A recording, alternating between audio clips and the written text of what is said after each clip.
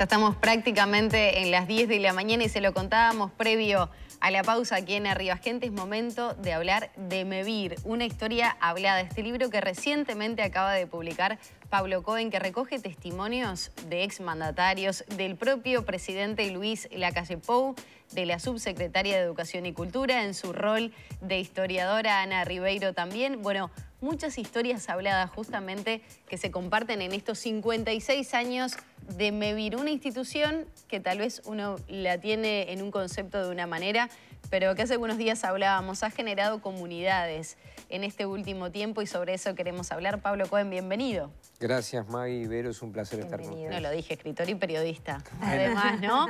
Muy vinculado al mundo del fútbol, pero hoy no vamos a hablar de esos libros, sino vamos a hablar de Mevir. ¿Qué es lo que ha representado en este más de medio siglo y qué te motivó también a escribir estas historias? Bueno, la excusa, Maggie, digamos, fue el aniversario 55 de Mevir. Y lo que me motivó a escribirlo fue la historia increíble que tiene, ¿no? Y lo que significa esa historia hoy, o lo que puede significar. Primero, que estén en el libro todos los presidentes vivos de la democracia, para mí era importante que estuvieran, porque cuando vos tenés una política de Estado que trasciende todo, hoy, que una época en la que vivimos con mucha crispación, es algo que me gusta destacar. Y los cuatro, la verdad es que hablaron Lacalle Pou, Lacalle Herrera, Mujica, Sanguinetti, hablaron mirando más allá, digamos, por encima de la grieta. Lo otro que me motivó fue la figura del doctor Gallinal Heber, que fue un filántropo, un hombre muy rico que siempre pensó en el prójimo y que tenía mucha sensibilidad social. Y lo tercero es lo simbólico. ¿Cómo nació Mevir? Nació por un acuerdo entre Gestido, que ganó las elecciones en el 66, en esa época había ley de lemas, el Partido Nacional y el Partido Colorado no eran aliados, todo lo contrario. Gestido fue el más votado del Partido Colorado, después vino Valle, después, si recuerdo bien, Amílcar Vasconcellos y Sermar Michelini. Y en el Partido Nacional estaba Martín Echegoyen, el doctor Gallinal Heber, no herrerista. En esa lista del Movimiento Nacional de Rocha fue electo senador Wilson Ferreira, por ejemplo, y Alberto Heber Uller. Esos eran los tres candidatos. Entonces, uno de los vencedores pacta con uno de los vencidos. Y eso para mí tenía una carga simbólica muy importante, que era decir, hoy en Uruguay, oposición y oficialismo se podrían poner de acuerdo por un bien mayor, por una política de Estado.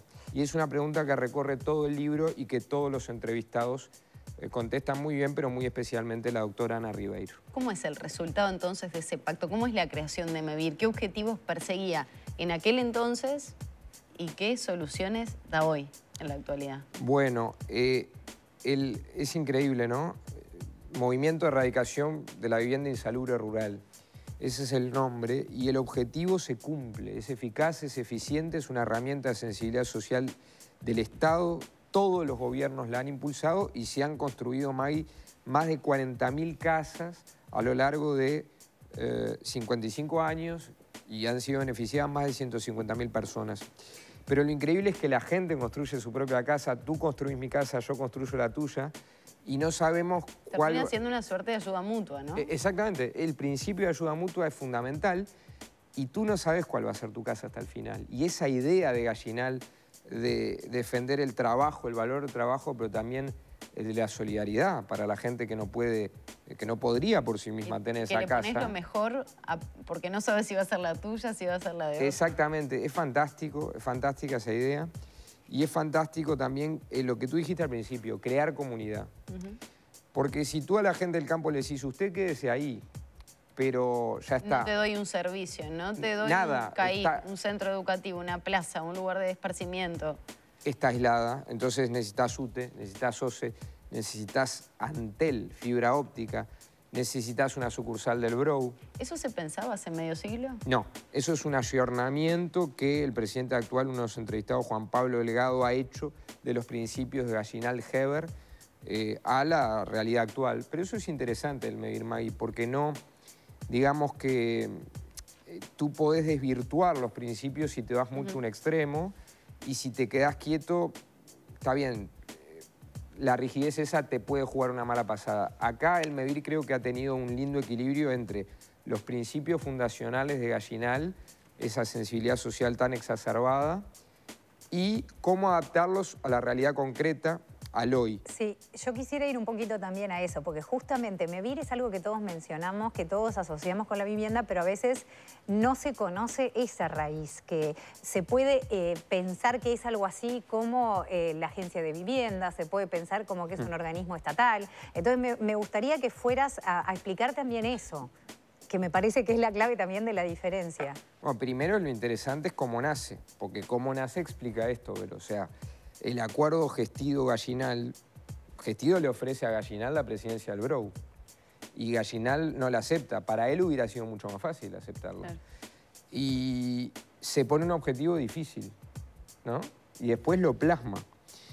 Entonces, es todo lo que trasciende este punto que a vos te interesa es brutal y por supuesto que es mucho más que la vivienda.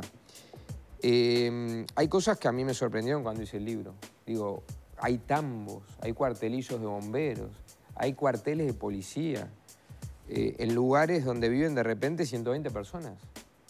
En ese Uruguay olvidado que los políticos muchas veces mencionan demagógicamente, pero del que se acuerdan solo en campaña. Entonces MEVIR se convirtió en una herramienta que, digamos, un privado, en realidad un político, que no era un político estrictamente, pero bueno, un filántropo, un productor rural, pensó y que después el Estado adoptó. Y a mí me interesa justamente, primero por lo que dijiste tú, trasciende, no es constructora de vivienda, es una filosofía de vida que se transmite en una política pública. Y después me interesaba lo que hablábamos con Maggie, que es lo simbólico. ¿Cómo puede ser algo tan eficiente en el año 2023 en este Uruguay? ¿Cómo puede ser que en un acto en Santa Rosa, en marzo, hayan estado Yamandu Orsi, digamos, el presidente de la calle Pou, el presidente Sanguinetti, y Karina Sánchez, una maestra que recibió una casa y construyó su propia casa, haya pronunciado un poema tan lindo en el que explicó cómo construyó paso a paso su casa y todos se hayan emocionado como se emocionaron? Esas cosas en el Uruguay de hoy no son frecuentes y yo quise destacarlas especialmente. Contanos hoy cómo se financia, porque como decías, el inicio fue una cosa, se fue transformando, también adaptándose, y hoy cómo se llega a esa construcción, a ese número de viviendas. Bueno, digamos, Gallinal al principio construyó con su dinero en Cerro Colorado casas para jubilados de San Pedro del Timote, que era su campo. Después no puso plata, sino que puso la idea, puso el cariño y el Estado lo financia, pero es de esas cosas mixtas increíbles del Estado uruguayo que funcionan porque es una persona pública no estatal, de derecho privado, entonces depende del Ministerio de Vivienda, pero tiene autonomía y tiene una comisión honoraria. Entonces la calle Herrera en el libro dice, es una idea tan genial y una herramienta tan eficaz que todos los gobiernos, hasta el más necio, encuentra la manera de darle los fondos que necesita porque los resultados son palpables. Es más, si un gobierno no impulsa MEVIR, es como que se coarta la posibilidad de mostrar resultados que todo el mundo después elogia, ¿no? Hay una evolución también con la construcción de las viviendas. Sí. Lo que son esas, ya no son más las casitas blancas todas iguales, sí, sino que también ha ido evolucionando ese pensamiento, ¿no? Respecto a la casa, a la forma de construcción, qué tipo de construcción. Bueno, ese ayornamiento del que hablabas antes, Maggie, tiene que ver con esto también. El gerente técnico de MEVIR, el arquitecto Ariel Amén, ha tenido mucho que ver en esto. Hay una cosa que se llama la ruta de la madera. Y tú ves las casas y es cierto, veías esas casas blancas que todas iguales. Que eran ya las reconocías por la ruta. Ahí está MEVIR. Un símbolo del Uruguay. Ibas recorriendo el Uruguay, ¿no? En la ruta. Y ahora tú ves soluciones de madera, que la verdad que estéticamente son preciosas, que se construyen más rápido, que cuestan menos, pero no tienen peor calidad.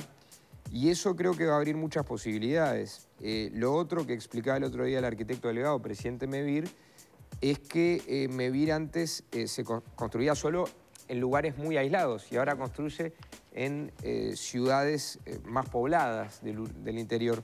Quiere decir que todas esas cuestiones de ayornar los principios a la realidad actual y también constructivamente repercuten a mi juicio, favorablemente en el interés general. Y en la sociedad, en el sentido que esa comunidad que se crea, como lo decían, también está el aprendizaje de esas familias que construyen su propia casa y que hace una diferencia. Por supuesto, eso es algo que el presidente Mujica destaca mucho en el libro. Obviamente, imagínate que aprendes un oficio, Exacto. te haces amigo de desconocidos. Con los que vas a vivir. Con los que vas a vivir. Creás comunidad, como decía Maggie, te terminás emocionando, pones tu empeño físico. El trabajo de las mujeres que construyen es absolutamente admirable. Todos sabemos que los hombres son más torpes. Obviamente los hombres se encargan más de tareas de fuerza, pero hay toda una cuestión que más allá de lo religioso, yo soy una persona que cree mucho en la laicidad, pero hay un tema filosófico, que es digamos, la formación cristiana del doctor Gallinal Heber. Y esa formación cristiana repercute en los valores que se plasman en esa construcción. Pablo, nos tenemos que despedir. Rapidito, ¿cómo se puede acceder al libro de MEVIR? Imagino que hay muchos que están despertando su curiosidad hacia esta institución del Estado. Y también un breve concepto que me digas, MEVIR es esto.